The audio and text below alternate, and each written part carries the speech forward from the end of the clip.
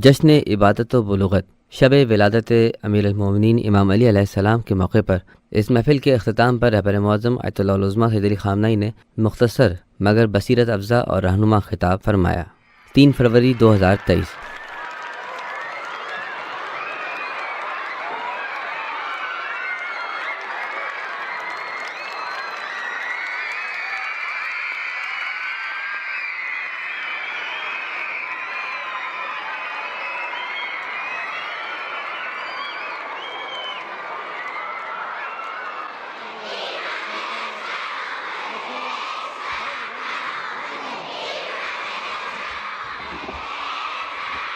خیلی ممنون. بسم الله الرحمن الرحیم. سلام آقا، ای رهبرم، ای پدر خستگی ناپذیرم. سلام بابای مهربانم، روزت مبارک عزیز جانم.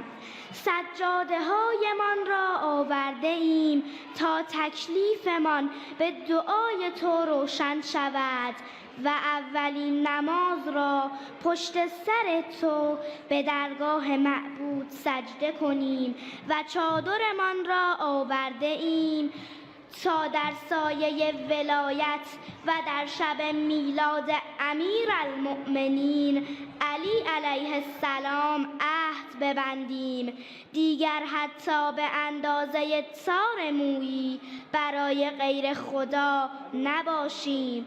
امید ما به برکت دعای توست تا سربازی برای ظهور امام عصر عجل الله باشیم. اللهم عجل ولیک الفرج. زنده باشید. آفرین. آفرین.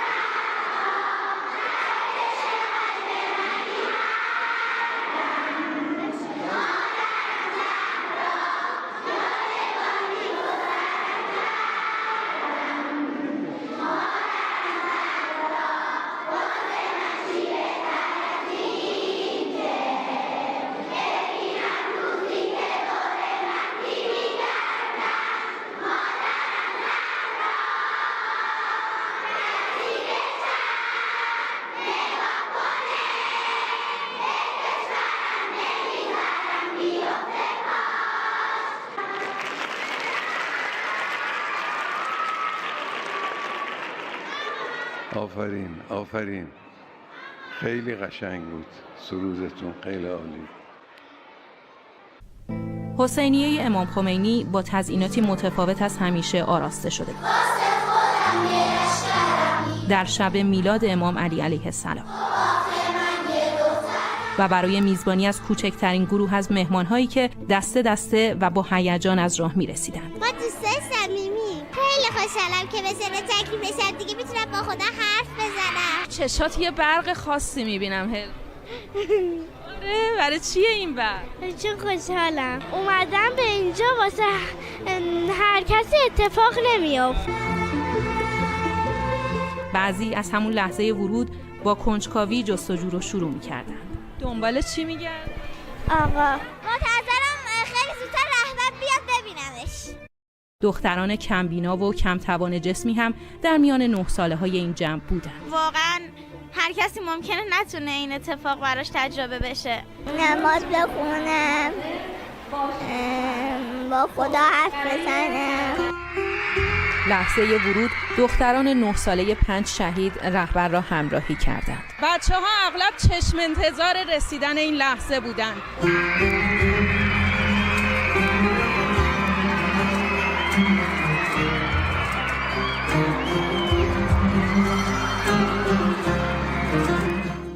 فرزندان شهدا اینجا هم یاد پدرانشان بودند. در کدوم شهر؟ شهید ابوذر داوودی. میخوام به بابام بگم بابا جون از این به بعد نمازمو میخونم. دیگه نهال عوض شده، دیگه مثل بچه نیست. احساس خوبی دارم که بابام که منو داره نماز خوندم میبینه.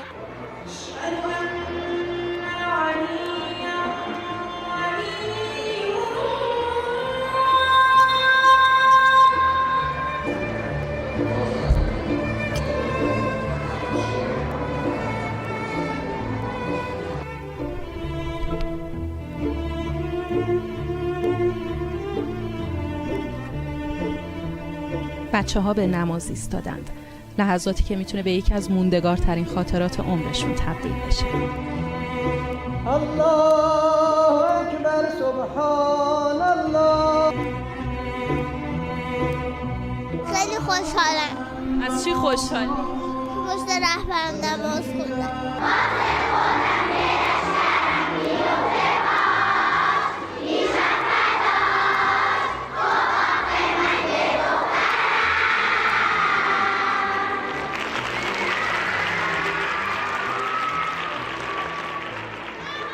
آفرین آفرین، خیلی قشنگ بود سرودتون، خیلی عالی. امشب نماز واجبتون رو به جماعت در این حسینیه به جا آوردید. خدا انشالله قبول کنه. آقا گفتش که برای اینکه میخوایم زن موفق باشیم باید درس بخونیم. گفتن که یکی از راه‌های صحبت کردن با خدا نماز خوندنه. گفتش که مثلا هر چی مثلا خدا میگه ما گوش کنیم، هر کار میگه ما انجام بدیم، هر کار میگه انجام. به من خیلی خوش گذشت چون رهبر رو دیدم و به حرفای رهبر گوش میکنم. پایان این مراسم همینقدر صمیمی به پایان رسید تا خاطره امروز برای 9 ساله های این جمع فراموش نشدنی شود. زینب چخماقی، خبرگزاری صدا و سیما. بسم الله الرحمن الرحیم. میری پیاری بچیوں، سب سے پہلے تو یہ کہ آپ کا نغمہ بہت اچھا تھا، اس کے اشعار بھی بہت اچھے تھے، اس کا آہنگ، طرز، سب کچھ بہت اچھا تھا۔ آپ لوگوں نے اسے پڑھا بھی بہت اچھا اور دلکش انداز میں۔ میں آپ کے جشن عبادت پر آپ کو مبارکباد پیش کرتا ہوں۔ اللہ تعالیٰ آپ سب کو کامیابی عطا فرمائے۔ میری عزیز بچیوں، پیاری کلیوں، آپ نے آج رات اپنی واجب نماز امام برگاہ امام خمینی میں جماعت کے ساتھ ادا کی۔ انشاءاللہ اللہ تعالیٰ قبول فرمائے۔ میری عزیز بچیوں، عبادتوں کی شرعی طور پر واجب ہونے کا جشن ایک حقیقی جشن ہے۔ واقعی یہ جشن ہے، ایک عید ہے۔ کیوں؟ اس لیے کہ جس لمحے آپ پر شرعی طور پر عبادتیں واجب ہوتی ہیں، شرعی حدود لاگو ہوتی ہیں، اسی وقت سے آپ خداوند عالم سے ہم کلام ہوتی ہیں اور وہ آپ سے بات کرتا ہے۔ یعنی آپ میں یہ صلاحیت پیدا ہو گئی ہے کہ خداوند عالم آپ سے بات کرے، آپ کو شرعی حکم دے اور آپ اسے بجا لائیں، انجام دیں۔ یہ عالم انسانیت کا ایک گراں قدر ترین مرتبہ ہے کہ انسان اللہ تعالیٰ کا مخاطب قرار پائے، خداوند عالم انسان سے بات کرے۔ جشن عبادت کا مطلب یہ ہے کہ اب آپ بچیاں نہیں رہیں، نوجوان ہو گئی ہیں، ذمہ داری قبول کرنے کے لائق ہو گئی ہیں، اور اپنے گھر میں، اپنے اسکول میں، دوستوں کے ساتھ، کھیل کے میدان میں آپ اثر انداز ہو سکتی ہیں۔ آپ دوسروں کی بھی سیدھے راستے کی طرف ہدایت کر سکتی ہیں، رہنمائی کر سکتی ہیں۔ یہ وہ ذمہ داری ہے جو ہم سب کے کندھوں پر ہے۔ آپ جیسی لڑکی میں جس پر ابھی ابھی شرعی لحاظ سے عبادتیں واجب ہوئی ہیں، اور ایک بڑی عورت یا ضعیف مرد میں خداوند عالم کی نظر میں عبادت کے وجوب کے لحاظ سے اب کوئی فرق نہیں ہے۔ آپ پیاری بچیوں کو، اپنی عزیز بچیوں کو میں جو نصیحت کرنا چاہتا ہوں وہ یہ ہے کہ خدا سے دوستی کیجیے۔ کوشش کیجیے کہ بچپن کے آغاز سے ہی خدائے مہربان کی دوست بن جائیے۔ اب یہ کہ اللہ سے دوستی کیسے ہو؟ اللہ سے دوستی کا ایک راستہ تو یہی ہے جو آپ نماز میں اس سے باتیں کرتی ہیں۔ اس بات پر توجہ رکھیے کہ آپ اللہ سے بات کر رہی ہیں۔ نماز کے ان الفاظ کے معنی کو سمجھیے۔ سورہ حمد اور دیگر سورے اور جو کچھ ذکر رکوع اور سجود میں پڑھا جاتا ہے اس کا ترجمہ اپنے بڑوں سے، اپنے استادوں سے سیکھیے، یاد کیجیے تاکہ آپ کے ذہن میں رہے۔ جب آپ نماز پڑھتی ہیں تو اس طرح نماز پڑھیے کہ آپ گویا اللہ سے باتیں کر رہی ہیں۔ اس طرح اللہ سے دوستی ہو جاتی ہے۔ اس سے دوستی کی راہوں میں سے ایک راستہ یہی ہے، یعنی نماز۔ خدا سے دوستی کا ایک راستہ یہ بھی ہے کہ اس بات کا خیال رکھیے کہ جن چیزوں سے اللہ نے روکا ہے، منع کیا ہے، انہیں انجام نہ دیجیے، انہیں مت کیجیے، اور جن چیزوں کو کرنے کے لیے اللہ تعالیٰ نے کہا ہے، انجام دینے کے لیے کہا ہے، انہیں ضرور انجام دیجیے۔ اللہ سے دوستی کا ایک یہ بھی راستہ ہے۔ آج آپ کے دل روشن ہیں، نورانی ہیں، پاکیزہ ہیں۔ آپ آج ہی سے اللہ کی دوست بن سکتی ہیں۔ ابھی آپ نے اپنے نغمے میں آپ نے بڑی خوبصورتی سے اسے دہرایا ہے۔ آپ نے کہا کہ یہ ایران ہے، آپ کا ملک ہے۔ آپ کے عزیز ایران میں ماضی میں عظیم خواتین گزری ہیں، اور میں آپ کو بتاؤں کہ آج ہماری ممتاز خواتین ماضی سے کہیں زیادہ ہیں۔